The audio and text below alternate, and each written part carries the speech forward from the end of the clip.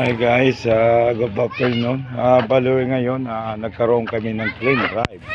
Ayun yung lingkod, may hawak ng pala.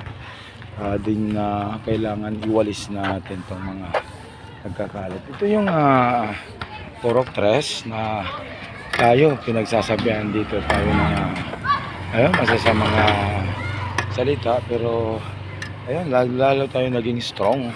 Pero ang pinaka-the best naman talaga is magtulungan. Tingnan mo yung sitwasyon ng mga ginagawa ng tao dito. Halos sa sobrang dumi. Tingnan natin yung baba. Pero abala sila sa, ayun, pakikipag chismesan. Ayun. Ayun, bali kailangan na magsipag ng magsipag. Ipakita sa kanila na, ayun, hindi tayo dapat mawala ng pag-asa na kailangan na maisiayos natin. Okay.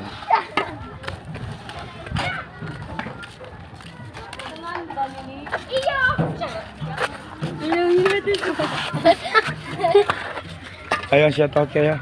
Shout out sa mga ka-people!